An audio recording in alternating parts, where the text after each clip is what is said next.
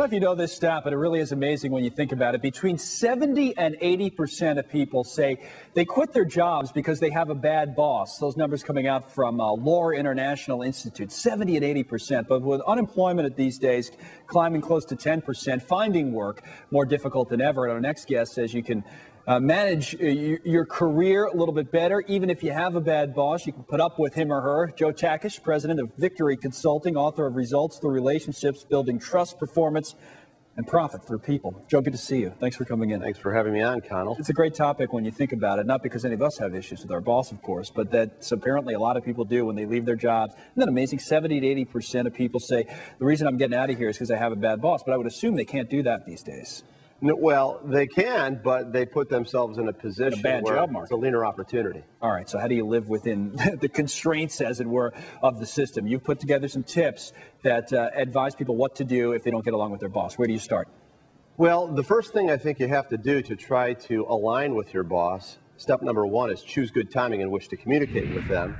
And a lot of the times what this does is manages your own anxiety, short of physically tackling them to get their attention. Plus, you show respect for their busy schedule. So you put yourself in a much better position by finding out what the best timing is to meet with them. All right, so know when they want to meet with you. All right, let's bring that screen up again. I'll run through some of these tips, and then we can go back and talk about them just so people know what we're talking about. Number one was choose good timing. Number two on Joe's list is to prepare and plan. So you got to practice your approach instead of just winging it. So we'll talk about that in a moment. Align your understanding is number three. Follow up and follow through is number four, and then own your results is the fifth tip there. So let's go back there. You got to prepare and you got to plan. So you have to essentially practice what you're going to do before you do it.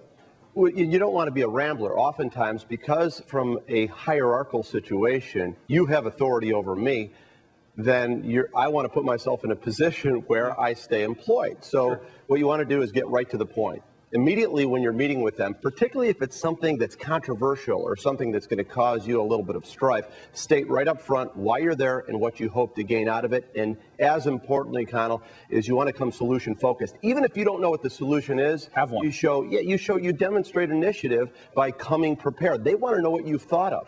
Have something that in your mind that you think might be, even if it's not concrete, so to speak. All right, align understanding. What does that mean? So I have a guy, Bobby, from New York, right? And I was doing a leadership program, and he said, look, I'm a neurotic New Yorker.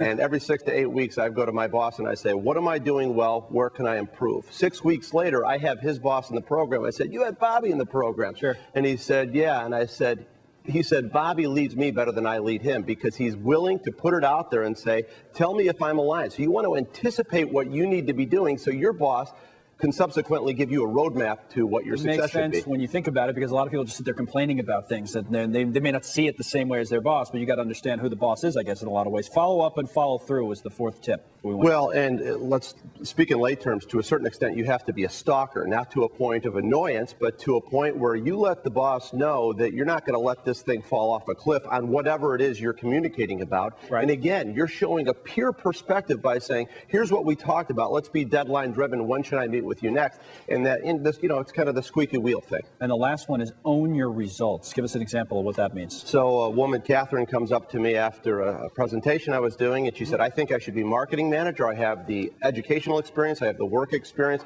I don't know the approach to take. And I said, Catherine, I've got one word that's going to help you. Ask. And the biggest reason, Connell, I speak on this, and I have a chapter in my book, Results Through Relationships, shameless self-plug, is because most people aren't shown how to manage their boss. And what they do is they said what you said at the onset of this interview, is they complain to everybody else, but they don't go to their boss. And sometimes it's a function of awareness. So you have to show the courage, which isn't always easy, to manage your boss. Sounds like good advice. And especially these times, you say you can't just easily walk away, so you got to deal with it. Joe, thanks for coming in. Thank you for having me. Joe Takash there, dealing with a bad boss. If that's your issue, you got some suggestions. All right, Charles, back over to you. I'm going to carry that book with me next week. All right. Coming up, what's going